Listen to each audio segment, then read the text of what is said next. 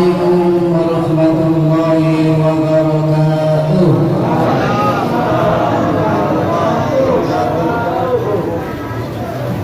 Alhamdulillahilladzi ja'ala Ramadan syahrus siyam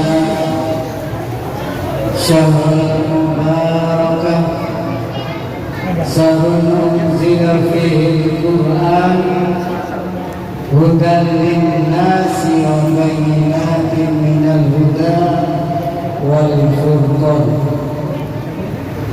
Asyhadu an la ilaha illallah wahdahu la syarika lah wa asyhadu anna Muhammadan abduhu wa rasuluh arsalahu bil huda wa dinil haqq liyudhhirahu 'ala ad-din kullih. Allahumma shalli 'ala sayyidina wa maulana Muhammadin wa 'ala alihi wa ashabihi wa man tabi'ahum bi ihsanin ila yaumiddin wa ba'd. Al-Mukarram yang saya hormati, saya banggakan Bapak Wakil Bupati Marinau, Bapak Zakaria SK MSI. Yang saya hormati yang mewakili Dandim Kapolres dan tim Kejaksaan dan para alim ulama, hadirin wal hadirat, shaimin was shaimat rahimakumullah. Tanpa mengurangi rasa hormat saya nggak sempat sebutkan satu persatu. Insya Allah semuanya dimuliakan oleh Allah Subhanahu wa Ta'ala. Amin. Hadirin shaimin shaimat, Kepala Kantor Kementerian Agama yang diwakili oleh Bapak Isawani, saya yakin beliau dicintai oleh umatnya. Amin. Hari ini saya akan bicara tentang cinta. Cinta. Kalau cinta itu biasanya orang sudah dicintai, itu yang mencintai biasanya berani berkorban. Pak Wakil Bupati yang dicintai oleh Ibu Wakil Bupati, Ibu Wakil Bupati saya lihat selama safari Ramadan beliau tetap mendampingi karena rasa cintanya kepada Pak Wakil Bupati. Betul Bu? Betul. Kalau orang sudah cinta, maka insya Allah semua akan merindukan kehadirannya. Anak yang mencintai orang tua, biasanya anak akan mencari kalau orang tua tidak ada. Seorang guru yang dicintai oleh muridnya, kalau guru itu berhalangan, anak murid akan bertanya-tanya, di mana Pak Guru, di mana Pak Guru, di mana Bu Guru. Pak Dangki yang dicintai oleh anggotanya, kalau Pak Dangki sedang tidak ada, maka anggota Brimob pasti tengok kanan, tengok kiri, panggil-panggil kemana Pak Dangki. Begitu seterusnya dan seterusnya. Pokoknya kalau dicintai maka gak ada pasti dicari. Insya Allah seperti itu. Hari ini Bapak dan Ibu sekalian, insya Allah ada yang mencari. Di samping dicari oleh keluarganya, ada ada yang merindukan selain keluarga, yaitu tempat tinggal yang abadi. Di mana itu tempat tinggal yang abadi? Orang muslimat, soleh-solehah, so'imin, so'imat, mustasodikin, mustasodikot, itu tempat tinggal abadinya ada di dalam surga. Dalam surga. Maka saya mohon izin hari ini akan berbicara. Ada 3 golongan orang yang dirindukan oleh surga. Masya Allah, kalau yang merindukan surga lebih dari Pak Wakil Bupati.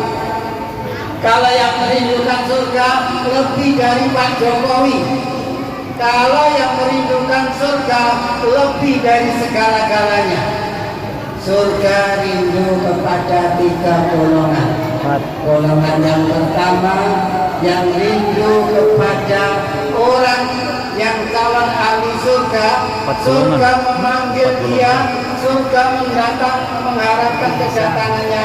Golongan yang pertama adalah talil Quran. Talil Quran, orang yang senantiasa membaca Al-Quran. Hadis ini tidak menggunakan Qira'al Quran atau tilawatil Quran atau tafsirul Quran, tapi redaksi hadis ini menggunakan talil Quran, orang yang membaca Al-Quran. Membaca Al-Quran dengan benar, makharijul hurufnya benar, pasokannya benar, waqaf ibtida'nya benar, dan tajwidnya juga benar. Itu talil Quran golongan yang pertama. Golongan yang disebut talil Quran yang dirindukan oleh surga, setelah dia pandai membaca dengan baik dan benar, maka kewajiban membaca bagi dia sudah berubah menjadi sunnah. Sekali lagi, orang Islam itu wajib bisa membaca Al-Quran dengan baik dan benar.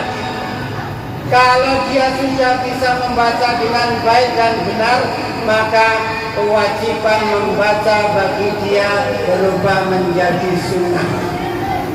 Membacanya berubah menjadi sunnah, tetapi mengamalkannya, mempelajarinya untuk tingkat berikutnya, dia berkewajiban untuk bisa memahami Al-Quran.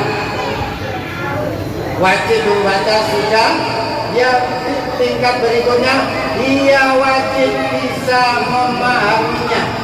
Minimal bisa menerjemah sendiri. Minimal bisa menerjemah sendiri tanpa melihat terjemahan orang lain. Terjemah yang paling mudah itu kalimat-kalimat di awal Al-Quran. Alif Lam Mim Kaf Ya Ain Shad Toha Yasin. Itu terjemah yang paling mudah dihafal. Terjemahnya Allahu a'lam bis-shawab, atau Allah yang maha mengetahui maksud dan tujuannya. Itu terjemah yang paling mudah. Orang yang talil Quran yang dirindukan oleh surga, setelah mampu membaca Al-Quran dengan baik dan benar, dia berkewajiban untuk bisa memahami. Kalau dia sudah mampu memahami Al-Quran, kewajiban selanjutnya dia wajib untuk mengamalkan isi kandungannya, dan kewajiban yang paling tinggi, dia berkewajiban mengajarkan Al-Quran kepada orang lain. Bagaimana Ustaz dengan hadis Nabi yang balighu anni walau ayat, sampaikan dariku walaupun hanya 1 ayat. Maksudnya sampaikan, ajarkan cara membaca pada yang lain walaupun hanya cara membaca 1 ayat. Iqra misalnya masih jilid 1, atau tilawati jilid 1 atau al-baqi jilid 1 yang dimampu, maka itu wajib untuk diajarkan. Tapi untuk mengajarkan makna dan tafsirnya itu harus mengikuti kaidah-kaidah Al-Quran. Masyiral muslimin rahimakumullah, shaimin wa shaimat. Saya nggak akan perpanjang tentang penjelasan dalil Quran. Jadi dalil Quran itu orang yang membaca dengan baik, kemudian mampu memahami dengan baik, mampu mengamalkan dengan baik isi kandungannya, kemudian mampu untuk mengajarkan Al-Quran kepada yang lain. Dia orang yang dirindukan oleh surga. Sedangkan orang yang sedang membaca, orang yang hafidh Al-Quran, dia termasuk di dalamnya. Ini yang harus dimiliki oleh orang yang beriman agar hidupnya senantiasa terbimbing dengan Al-Quran. Yang kedua, golongan yang kedua, orang yang dirindukan surga itu mut'imul jiran, orang yang memberi makan orang yang kelaparan. Orang yang memberikan makan orang yang wajib diberi makan. Yang wajib diberi makan tentu tetangga dulu kalau ada. Kalau dia tidak punya makanan, maka tetangga kanan kirinya wajib memberi makan kepadanya. Kalau secara umum hari ini yang wajib diberi makan saudara-saudara kita yang tinggal kulit dan tulang yang ada di jalur Gaza Palestina. Tapi bantuan yang dikumpulkan oleh jutaan umat di seluruh dunia susah masuknya karena Zionis Israel menghalang-halangi, sehingga banyak kita dapatkan saudara kita di sana tinggal kulit dan tulang. Walaupun kita yakin mereka walaupun tinggal kulit dan tulang, beliau dirindukan oleh surga karena beliau termasuk orang yang menjaga Al-Quran. Anak-anak Palestina itu Bapak Ibu sekalian, kalau orang datang dia nawarin, yang ditanya pertama ditanya mushaf Al-Quran. Kalau diberikan mushaf Al-Quran, mereka senang bukan main. Beda dengan kita. Kalau datang ditanya mau hadiah apa, anak-anak Indonesia HP. Itu bedanya. Karena itu maka mut'imul ji'an, orang yang memberi makan orang yang lapar itu dirunjukkan oleh surga. Bayangin di dalam rumah tangga tetangga kita, andaikan ada orang yang tidak makan, dia berpuasa, nggak ada tempat, nggak ada makanan, padahal dia seharusnya bisa makan. Kalau nggak ada makanan, maka dia hanya berbuka air putih. Air putih mineral nggak punya, dia buka air keran. Air keran juga nggak punya, dia buka air sumur. Kira-kira ada tetangga kita seperti itu. Kalau Anda yang berdosa adalah tetangganya, kalau sampai dia tidak memberikan fasilitas untuk bisa makan dan minum dengan sehat. Jadi orang yang mampu memberikan makan orang yang lapar itu dirindukan oleh surga. Masya Allah, waktu sudah berapa menit? Ya? 4 menit. Ya, yang terakhir, golongan yang terakhir yang dirindukan oleh surga itu was-shaimina aw-shaimuna fi syahri Ramadan, orang-orang yang berpuasa di bulan Ramadan. Jadi Bapak Ibu yang hari ini berpuasa atau ibu-ibu yang hari ini nggak berpuasa karena halangan, tetapi masih punya niat untuk mengqadha puasanya di luar Ramadan, termasuk golongan yang dirindukan oleh surga.